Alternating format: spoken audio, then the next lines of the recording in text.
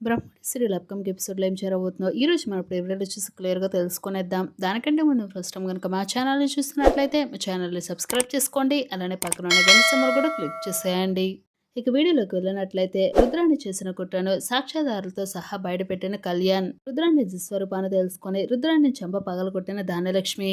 Shock లో రుద్రాణి రాహుల్ ఇందుకు అసలు సీరియల్లో ఏం జరిగింది, అసలు రుద్రాణి ఏం కుట్ర చేసింది, రుద్రాణి చేసిన కుట్రను సాక్ష్యాలతో సహా అసలు కళ్యాణ్ ఏ విధంగా బయటపెట్టాడు, కళ్యాణ్ దుగ్గిరాల వారింటికి తిరిగొచ్చేశాడా, రుద్రాణి నిజ స్వరూపాన్ని తెలుసుకున్న ధాన్యలక్ష్మి రుద్రాణిని ఏం చేయబోతుంది, అసలు సీరియల్లో ఇదెలా జరుగుంటుంది అని చెప్పేసి కనుక మీరు తెలుసుకోవాలి అనుకుంటే ఈ వీడియోని అక్కడ స్కిప్ చేయకుండా ఎండింగ్ వరకు చూసేయండి.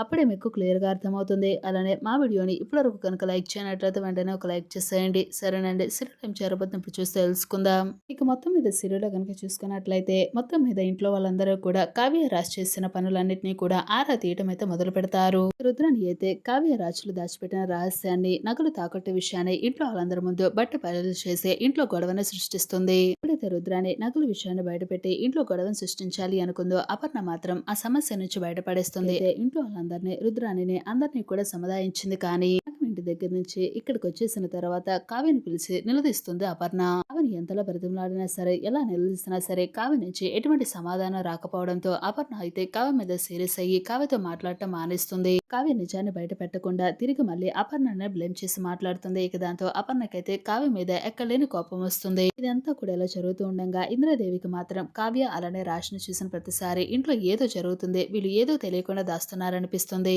ఏం చేస్తున్నారో దాని గురించి నేను తెలుసుకోవాలి అని చెప్పేసి దానికి సంబంధించిన అన్ని విషయాల పట్ల ఆరా తీస్తూ ఉంటుంది ఇంద్రాదేవి. ఆరా తీసిన ఇంద్రాదేవి అయితే రాజ్ కావ్యలు దాచిపెట్టిన రహస్యాన్ని నిజాన్ని తెలుసుకుని ఒక్కసారిగా షాక్ అయిపోతుంది. ఇంట్లో వాళ్ళెవరికి కూడా చెప్పకుండా హాస్పిటల్ దగ్గరికి డైరెక్ట్ గా సీతారామని కలవాలి అని చెప్పేసి హాస్పిటల్ కి అయితే వస్తుంది ఇంద్రాదేవి. హాస్పిటల్ ఉన్న సీతారామయ్య దగ్గరని కలవడానికి వచ్చిన ఇంద్రాదేవి అయితే సీతారామయ్య దగ్గరకు వచ్చి చాలా బాధపడుతూ ఉంటుంది. బావా, నువ్వు అసలు ఇల్లు వదిలేసి హాస్పిటల్ పాలయ్యావు, ఇక్కడికి వచ్చిన తర్వాత నుంచి ఇల్లు ఎలా అయిపోయిందో నువ్వు చూస్తున్నావా, నువ్వు అసలు సంతకం పెడతాను అని చెప్పేసి అన్నా సరే నేను వద్దు అని చెప్పేసి అన్నాను, కానీ నువ్వు మాత్రం నా మాటను వినిపించుకోలేదు. నువ్వు చెప్పినట్లుగానే చేస్తాను చిట్టి అని చెప్పేసి సంతకం పెట్టను అన్నావు, కానీ ఇప్పుడు చూడు ఇక్కడ అసలు ఎలా జరుగుతుందో చూసావా, నిజానికి నువ్వే సంతకం పెట్టావు అని. కోట్ల గనుక రూపాయలు కట్టకపోతే అభి మీద ఆస్తి మొత్తాన్ని లాగేసుకుంటామని చెప్పేసి అంటున్నారు. చూస్తే బ్యాంక్ వాళ్ళు అసలు వచ్చి పిల్లల్ని ఎంత ఇబ్బంది పెడుతున్నారో, వాళ్ళ పట్ల అసలు కావ్యరాజ్ ఎంత స్ట్రగుల్ అవుతున్నారో కనిపిస్తుందా. ఈ విషయం మాత్రం ఇంట్లో వాళ్ళెవరికీ తెలియదు. వీళ్ళ పట్ల అసలు వీళ్ళే తప్పు చేశారని కావ్య అయితే ఎన్నో అవమానాలు ఎదుర్కొంటుంది. ఈ సమస్య నుంచి ఎలా బయటపడాలి అని చెప్పేసి అంటూ ఇంద్రదేవి అయితే చాలా బాధపడుతూ ఉంటుంది సీతారామయ్య దగ్గర. ఇంతలో ఆడిటర్ ని రమ్మని చెప్పడంతో ఆడిటర్ అయితే ఇంద్రదేవిని కలవడానికి వస్తాడు. హాస్పిటల్ కి వచ్చిన ఆడిటర్ తో ఇంద్రదేవి ఇలా మాట్లాడుతుంది. అసలు ఇప్పుడు మనం ఈ ప్రాబ్లం నుంచి ఎలా బయటపడాలి, ఏం చేస్తే అసలు ఈ ప్రాబ్లం లో సాల్వ్ దొరుకుతుందని చెప్పేసి అడుగుతుంది. దానికైతే 20 కోట్ల రూపాయలు కట్టేస్తాను మేడం, ఇదే డబ్బులు ఇంకో 20 కోట్ల రూపాయలు కూడా కట్టమని చెప్పండి. లోపల అసలు నందగోపాల్ ఎక్కడున్నాడో అతనికి సంబంధించిన విషయాలన్నీ కూడా మనం ఎంక్వైరీ చేసి అతని గురించి తెలుసుకుందాము. అప్పు మొత్తం కూడా వాడే కట్టుకునేలాగా మనం ప్లాన్ చేద్దాము అని చెప్పేసి ఆ వ్యక్తి అనడంతో సరే అయితే మనం కడుతున్న 40 కోట్ల రూపాయల సంగతి మరేంటి అని చెప్పేసి అంటుంది ఇంద్రాదేవి. మేడం, వాటిని మనం నిదానంగా రికవరీ చేసుకోవచ్చు, కాకపోతే ముందు మనం ఈ ప్రాబ్లం నుంచి బయటపడాలి అంటే ప్రస్తుతానికి 20 కోట్ల రూపాయలు కట్టాలి. తర్వాత నందగోపాల్ వెతికి మరీ తీసుకుని వచ్చి బ్యాంక్ వాళ్ళ ముందు నిలబెడితే సరిపోతుంది మేడం అని చెప్పేసి అంటూ ఆడిటర్ అయితే ఇంద్రాదేవితో మాట్లాడుతూ ఉంటాడు. అయితే నువ్వు చెప్పినట్లుగానే చేద్దాము అని చెప్పేసి సీతారామని కలిసేసి ఆడిటర్ తో మాట్లాడేసి అక్కడి నుంచి బయలుదేరుస్తుంది ఇంద్రాదేవి. ఇంద్రాదేవి అలా వెళ్ళిపోయిన కాసేపటికే రుద్రాణి అయితే అక్కడికి వస్తుంది. ఎందుకంటే కళ్యాణ్ అసలు ఏదో పని మీద బయటకు వెళ్ళాడు అన్న విషయాన్ని తెలుసుకున్న రుద్రాణి అయితే హాస్పిటల్ కి అయితే సీతారామయ్య దగ్గరకు వస్తుంది. సీతారామయ్య బెడ్ మీద పడుకుని ఉండడంతో రుద్రాణి అయితే సీతారామయ్య దగ్గరకు వచ్చి అసలు నువ్వు ఎంత గొప్పగా ఎంత పగడ్బందీగా ఎవరికి తెలియకుండా బాగానే ప్లాన్ చేశావు, ఆస్తి మొత్తాన్ని కూడా ఎవరో తెలియని వ్యక్తికి షూరిటీగా సంతకం పెట్టి ఎవడికో బ్రతకడానికి దారి చూపించావు. ఇప్పుడు చూస్తే ఉన్న ఆస్తి మొత్తాన్ని కూడా కావ్య పేరు మీద పెట్టావు. వాళ్ళందరినీ కూడా వెర్రి వాళ్ళని చేసి ఒక ఆట ఆడుకుంటూ నువ్వు మాత్రం హాయిగా బెడ్ మీద పడుకుని కోమాలో ఉంటావా. చెప్తాను, నువ్వు బ్రతికుంటేనే కదా ఈ గోలంతా, నువ్వే లేకపోతే దీనన్నిటికీ కూడా ఫుల్ స్టాప్ పడుతుంది, నేను అనుకున్నది సాధిస్తాను అని చెప్పేసి అంటూ రుద్రాణి అయితే సీతారామన్ చంపాలి అనుకుంటుంది. కనుక చంపేస్తే నాకు ఎలాంటి ప్రాబ్లం ఉండదు, ఎందుకంటే నువ్వు ఎలాగో నాకు ఆస్తి రాయలేదు, కనుక నువ్వు ఇచ్చిన ఆస్తి మొత్తం కూడా కావ్య పేరు మీద ఉంది. దాంతో కావ్య పేరు మీద ఆస్తి ఉండడంతో నువ్వు చనిపోవడంతో ఇంట్లో వాళ్ళందరూ కూడా ఒక్కసారిగా ఏడుస్తూ ఉంటారు. అంటే నువ్వు చనిపోయి వెళ్ళిపోతావు, తిరిగి మళ్ళీ ఎప్పటికి రావు, ఈ ఆస్తి మొత్తం కూడా కావ్య దగ్గరే ఉంటుంది. దాంతో నువ్వు లేవని ధనలక్ష్మి అయితే చాలా సీరియస్ అయిపోతూ ఉంటుంది. ఎందుకంటే ఆస్తి మొత్తం అపర్ణ కోడలకే రాసేసావు, మొత్తం వాళ్ళకే ఉంది, మాకేమీ లేదు అని చెప్పేసి ఇంట్లో పెద్ద గొడవను సృష్టిస్తుంది ధనలక్ష్మి. వాళ్ళలో వాళ్ళే కొట్టుకు చావాలి, నేను మాత్రం ఆస్తిని ఎలాగైనా చేజిక్కించుకునే పనిలో ఉంటానని చెప్పేసాడు. రుద్రాణి అయితే చాలా రెచ్చిపోతూ ఉంటుంది సీతారామయ్య దగ్గర. మాట్లాడుతూ ఉన్న రుద్రాణి అయితే సీతారామని చంపే ప్రయత్నం చేస్తుంది. రుద్రాణి వెంటనే సీతారామని చంపాలి అని చెప్పేసి ప్లాన్ చేస్తుంది. కానీ ఇంతలో నర్సు రావడంతో రుద్రాణి ఒక్కసారిగా షాక్ అవుతుంది. నర్సు రావడంతో రుద్రాణి ఒక్కసారిగా షాక్ అయిపోతుంది. మా నాన్న చూసి కలవడానికి వచ్చానని చెప్పేసాడు తప్పించుకునే ప్రయత్నం చేస్తుంది రుద్రాణి. విధంగా నన్ను ఎవరు చూడలేదులే అమ్మాయి అని చెప్పేసి కవర్ చేస్తూ మాట్లాడుతూ అక్కడి నుంచి అయితే వచ్చేస్తూ ఉంటుంది. ఇక అలా వస్తున్న రుద్రాణి అయితే ఈ రోజు నువ్వు తప్పించుకున్నావు, కానీ ఒకనొక రోజు నువ్వు ఖచ్చితంగా నా చేతుల్లో చనిపోతావు నాన్న, నేను మాత్రం అసలు వదిలిపెట్టాను, ఎందుకంటే ఆస్తి మొత్తాన్ని ఆ కావ్య పేరు మీద రాశావు అని చెప్పేసి రుద్రాణి అయితే చాలా సీరియస్ గా హాస్పిటల్ నుంచి అయితే వచ్చేస్తుంది.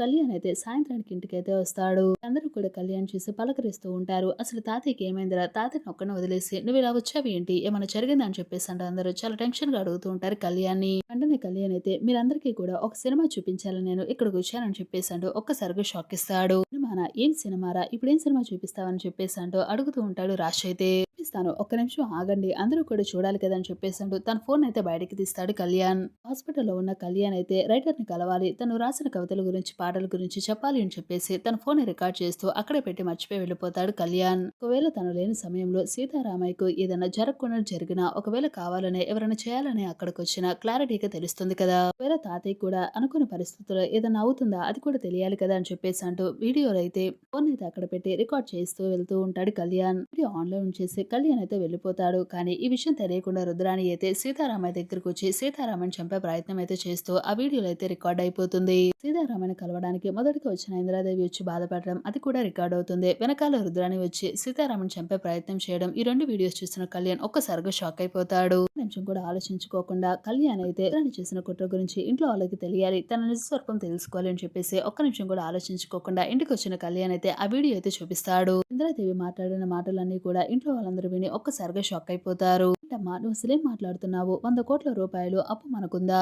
నువ్వు ఉందనే కదా నేను అక్కడ మాట్లాడింది, మీరు క్లియర్ గా వీడియోలో చూస్తున్నారు కదా, ఆడిటర్ కూడా వచ్చి నాతో మాట్లాడాడు, కావాలంటే చూడండి అని చెప్పేసి అంటుంది ఇంద్రాదేవి. మాటలను విని ఇంట్లో వాళ్ళందరూ కూడా ఒక్కసారిగా స్టన్ అయిపోతారు. అసలు ఇంత అప్పు ఉండి ఈ అప్పు మొత్తాన్ని తీర్చడానికి కావ్య రాజస్సులు ఎన్ని తిప్పలు పడుతున్నారా, మాకు చెప్పకుండా మీరు అసలు ఎంత స్ట్రగుల్ అవుతున్నారని చెప్పేసి సుభాష్ అపర్ణ ఇద్దరు కూడా మాట్లాడుతూ ఉంటారు. ఇక ఇంద్రాదేవి మాటలు వీడియో రూపంలో విన్న తర్వాత రుద్రాణిది కూడా కనిపిస్తుంది. రుద్రాణి చూస్తున్న రుద్రాణి ఒక్కసారిగా స్టన్ అయిపోతుంది. ఇదేంటి నా వీడియో కనిపిస్తుంది. రుద్రాణి అయితే సీతారామయ్యతో మాట్లాడిన ఆ మాటలన్నీ కూడా ఇంట్లో వాళ్ళందరూ విని ఒక్కసారిగా షాక్ అయిపోతారు. నువ్వు మా తాతయ్యని చంపేసి ఇంట్లో వాళ్ళందరికీ కూడా గొడవలు పెట్టేసి మేమేమో కొట్టుకు చేస్తూ ఉంటే నువ్వు మాత్రం హ్యాపీగా ఉండాలి అనుకున్నావా, గనక మావయ్య గారికి చనిపోయే పరిస్థితి గనక వస్తే మావయ్య చేతిలో ఆస్తి ఉంటుంది, మాత్రం ఎవరికి అన్యాయం చేయాలని అసలు అనుకోదు, అన్యాయం కూడా చేయదు, కాబట్టి అసలు నువ్వు ఇదంతా చేస్తున్నందుకు ముందు నీకు బుద్ధి చెప్పాలి, ఇవల్ల అసలు ఇంట్లో ఈ గొడవలు సృష్టిస్తున్నావు, కేవలం నీ కారణంగానే ఇదంతా జరుగుతుంది, ఒకప్పుడు అసలు ఇల్లు ఎంతో సంతోషంగా ఉండేది అని నీ వల్ల అసలు కుటుంబంలో ఇన్ని సమస్యలు వస్తున్నాయి, కొడుకు కూడా ఇంట్లో నుంచి వెళ్ళిపోవడానికి కారణం నువ్వేనా, చివరాఖరికి మావిని చంపాలని చెప్పేసి ఆస్తి కోసం ఇంత ప్లాన్ చేస్తావని చెప్పేసి అంటూ ధనలక్ష్మి అయితే కోపంతో ఒక్కసారిగా రుద్రాణి చంప పగలగొడుతుంది. రుద్రాణి ఒక్కసారిగా షాక్ అయిపోతుంది. ఏంటి నన్ను కొడుతున్నావు అని చెప్పేసి అంటుంది. కొట్టక ఏం చేయాలి, నీలాంటి దాన్ని అసలు చంపకుండా ఏం చేయమంటావు, ధనలక్ష్మి ఆ విధంగా సీరియస్ అవడంతో ధనలక్ష్మికి నిజం తెలియడంతో రుద్రాణి మాత్రం కవర్ చేసుకున్న ప్రయత్నం చేస్తుంది. కానీ నిజం చాలా బయటపడడంతో రుద్రాణి ఏమీ మాట్లాడకుండా సైలెంట్ గా ఉంటుంది. ధనలక్ష్మికి మాత్రం ఏమాత్రం రుద్రానికి అవకాశం ఇవ్వదు, కేవలం నీ వల్ల ఇదంతా జరుగుతుంది, నీ వల్ల అసలు కుటుంబంలో ఇన్ని గొడవలు జరుగుతున్నాయి, రుద్రాణి స్వరూపం వీడియో ద్వారా తెలియడంతో ఇక అపర్ణ, సుభాష్, ఇంద్రాదేవి ఇంట్లో వాళ్ళందరూ కూడా రుద్రాణిని బాగా తిడతారు. రుద్రాణి అయితే చూడు ధనలక్ష్మి, నేను నీకు ఎన్నో విషయాల్లో హెల్ప్ చేశాను కదా, కానీ నువ్వు మాత్రం నన్ను ఎందుకు అపార్థం చేసుకుంటున్నావు, ఒకసారి నన్ను అర్థం చేసుకో, నేను నీ మంచి కోసం ఎలా చేస్తున్నది, ఎలా చేస్తానైనా నీ కొడుకు ఆస్తి వస్తుంది అని నేను ఇలా చేశానని చెప్పేసి రుద్రాణి అనడంతో ధనలక్ష్మి మాత్రం రుద్రాణి చెప్ప పగలగొడుతుంది. ఇప్పుడు రుద్రాణి నాకు ఎన్ని చెప్పాలని చూసినా సరే నేను మాత్రం నమ్మను, అంటే నువ్వు ఎలాంటి దానివో కల్లారా నాకు ఈ వీడియో రూపంలో నా కొడుకు చూపించాడు, అంటే నువ్వు చెప్పే మాటలు నేను అసలు ఎలా నమ్ముతానని అనుకున్నావు, ముందు నువ్వు అసలు ఇంట్లో నుంచి వెళ్ళిపో అని చెప్పేసాడు. ధనలక్ష్మి రుద్రాణిని ఇంట్లో నుంచి బయటకు గెంటేస్తుంది. ఇక మొత్తానికి ఈ విధంగా సీతారామని చంపే ప్రయత్నంలో రుద్రాణి స్వరూపాన్ని కళ్యాణ్ అయితే ఇంట్లో వాళ్ళందరి ముందు ఈ విధంగా బయట పెట్టబోతున్నాడు. ఎలాంటి జరగని చెప్పేసి మీరైతే కోరుకుంటే ఈ వీడియోని తప్పకుండా ఒక లైక్ చేయండి. అంతేకాకుండా మా ఛానల్ బ్రహ్మడి సీరియల్ అప్కమింగ్ ఎపిసోడ్లో ఏం జరుగుతుంది డైలీ తెలుసుకోవాలనుకుంటే వెంటనే మా ఛానల్ని సబ్స్క్రైబ్ చేసుకుని పక్కన ఉన్న గంట సింబల్ కూడా క్లిక్ చేసేయండి.